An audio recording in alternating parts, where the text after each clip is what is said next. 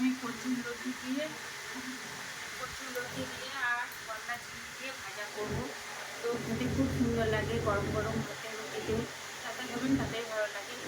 লতিগুলো দেখুন নিয়েছি, আমি এরকম করে কেটে নিয়েছি, ছোটো করে টুকরো করে নিয়েছি।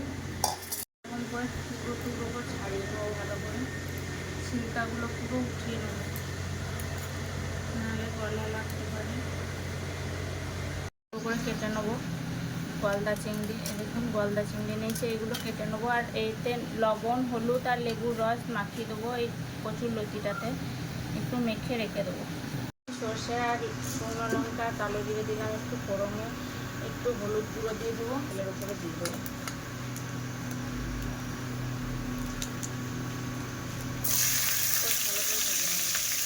কচুর লতিটা আমার ভাজা হয়ে গেছে, এখন আমি মাছটা দিয়ে দেবো। মাছটা দেবো, আটা আমি বেটে রেখেছি লঙ্কা দিয়ে, এটা আমি দিয়ে দেবো। ভাজাটা আমার হয়ে গেছে দেখুন, খুব সুন্দর লাগছে, গরম ভাতের সাথে খাবো গপ গপ করে।